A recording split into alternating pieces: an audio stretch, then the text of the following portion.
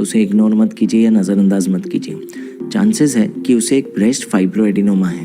Breast में एक ऐसी गांठ है जो ब्रेस्ट के टिश्यू के ज़्यादा ग्रोथ की वजह से होती है, जिसे कहते हैं ब्रेस्ट फाइब्रोएडिनोमा। ये मोबाइल होती है, यानी कि छुओ तो सरक जाती है, इसलिए महिला को लगता है कि ये चूहे जैसा है, टच करते ही भाग रहा है। ये one of the most classic presentations या लक्षण है जिससे एक महिला प्रेजेंट करती है। ये फाइब्रोएडिनोमा सबसे कॉमनली 12 से 35 साल की उम्र तक होते हैं। उसके बाद इसका प्रोपोर्शन काफ़ी कम हो जाता है एंड ये कम्प्लीटली नॉन कैंसरस गांठ है। One of the most common reason है ब्रेस्ट की गांठों का। आज इनका इलाज कम्प्लीटली एक नीडल से संभव है, अगर ज़रूरत पड़े तो। कोई सर्जरी की ज़रूरत नहीं है मैक्सिमम केसेस में, इसलिए वीडियो के अंत तक जुड़े रहिए। बहुत सारे नॉन सर्जिकल ट्रीटमेंट ऑप्शन बताऊंगा और उसमें सबसे बेस्ट कौन सा है वो भी शेयर करेंगे। पर उसके पहले थोड़ा जानते हैं ये फाइब्रोएडिनोमास के बारे में। जैसा हमने डिस्कस किया, ये फाइब्रोएडिनोमास बनते हैं टिश्यू ओवरग्रोथ की वजह से, क्योंकि ऐसा पाया गया है कि माता से बेटी को MED22 रिसेप्टर जीन जाता है, जिससे इनकी टेंडेंसी बढ़ जाती है होने की। बट सबसे बड़ा कारण है हार्मोनल इम्बैलेंस। अगर एस्ट्रोजन की मात्रा बढ़ जाए तो डेफिनेटली इनके होने के चांसेस बढ़ जाते हैं और इनकी ग्रोथ भी फास्ट होती है। अब ये हार्मोनल इम्बैलेंस के कई कारण हैं। इनएडिक्वेट lifestyle, sleep hygiene, stress, even आजकल के खाद्य पदार्थ और प्लास्टिक यूसेज, क्योंकि हर जगह इनमें कुकिंग यूटेंसिल्स, हर जगह इनमें फाइटोएस्ट्रोजेंस और केमिकल्स बनते हैं जो एस्ट्रोजन की मात्रा बढ़ाते हैं। सो कई सारे कारण हैं, फिर किसी दिन डिटेल में उस बारे में बात करेंगे। हम हार्मोनल इम्बैलेंस और हाई एस्ट्रोजन पे एक डिटेल्ड वीडियो बना चुके हैं, वो जाके आप देख सकते हो और वो केयर ले सकते हो। बट पॉइंट ये है कि जेनेटिक टेंडेंसी और लाइफस्टाइल प्लस एक्सट्रोजन एक्सेस या हार्मोनल इम्बैलेंस का कॉम्बिनेशन से ये गांठें बनती हैं। एक बार बन जाए तो इनके वजह से दिक्कत क्या हो सकती है? मैक्सिमम केसेस में इसके वजह से कोई लक्षण नहीं आते हैं, थोड़ा सा लंप महसूस होता है, दर्द भी नहीं होता है। ऐसे केसेस में अगर गांठ छोटी है, डॉक्टर से मिल लिए, डायग्नोज कर लिया और बढ़ नहीं रही है ज़्यादा तेज़ी से, तो उसे फॉलोअप पे रखा जा सकता है। चांसेस है कि 80% गांठें 35 की एज तक धीरे धीरे गायब हो जाए या इन्वॉल्यूट हो जाए। पर अगर कुछ लक्षण हैं तो इन्हें ट्रीटमेंट की ज़रूरत पड़ेगी। क्या है वो लक्षण?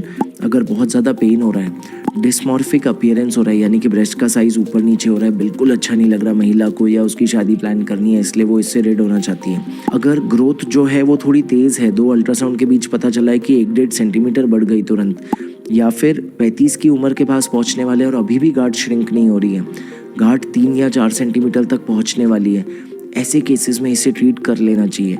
कभी कभी ये 5 सिम्टम नहीं होते, पर महिला को बहुत एंग्जाइटी हो रही होती है कि मेरे ब्रेस्ट में गांठ है, ये क्या है, ये कैंसर तो नहीं है, मेरी आगे शादी है। महिला, उसके परिवार वाले सब परेशान होते हैं। ऐसे में भी इसका ट्रीटमेंट विचार कर सकते हैं। ऐसा नहीं है कि आपको उसको सहना ही है। ठीक है, लक्षण देख लिए तो कैसे डायग्नोज करें ये गांठ क्या है? आपको एक स्पेशलिस्ट से मिलना है। आप एक इंटरवेंशन रेडियोलॉजिस्ट से भी मिल सकते हो जो इसका इलाज बिना किसी सर्जरी के करते हैं, या अगर आपके एरिया में ऐसे स्पेशलिस्ट नहीं है, सर्जन से भी मिल सकते हो। वो सोनोग्राफी करवाएंगे, क्योंकि यंग एज में हम मैमोग्राफी नहीं कराते हैं। ब्रेस्ट थोड़ी डेंस होती है, एक्सरे पे क्लियर नहीं दिखती, और मैमोग्राफी का माइल्ड रेडिएशन भी है क्यों देना यंग एज में।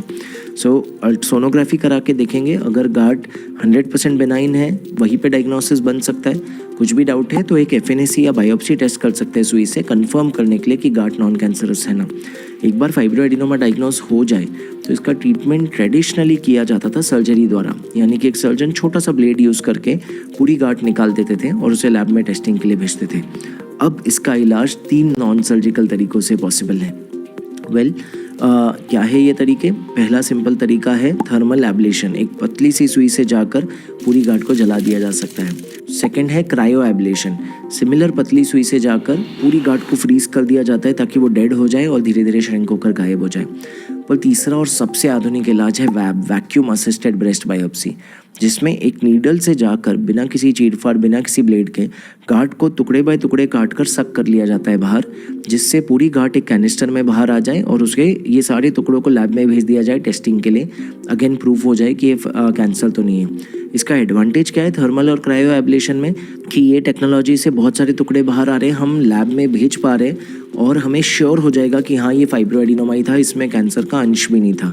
जो थर्मल या क्रायो एब्लेशन टेक्निक में ज़रूरी नहीं है हमें श्योर हो पाए, क्योंकि हम सिर्फ उसको जला के ख़त्म कर रहे हैं, हम उसे बाहर निकाल के लैब में नहीं भेज पा रहे हैं। सेकेंड मेन एडवांटेज, थर्मल या क्रायो एब्लेशन में हम उसे जला रहे हैं, फ्रीज कर रहे हैं, पर गांठ वैसी ही महसूस होगी कुछ दिनों के लिए। धीरे धीरे जब बॉडी को पता चलेगा ये डेड हो चुकी है, बॉडी उसे एब्जॉर्ब कर लेगी।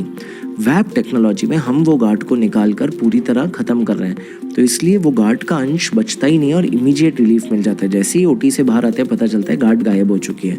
हाँ, वो स्पेस इतना बड़ा खाली हुआ है, वहाँ पे थोड़ी सी ब्लीडिंग हो तो ये हो सकता है कि फीमेल को लगे कि अभी भी गार्ड है, पर वो गायब हो जाएगी 3 से 6 हफ्ते में पूरी तरह, क्योंकि ब्लड एब्जॉर्ब हो जाता है, बॉडी ब्लड ज़्यादा देर रखती नहीं है क्लॉट को।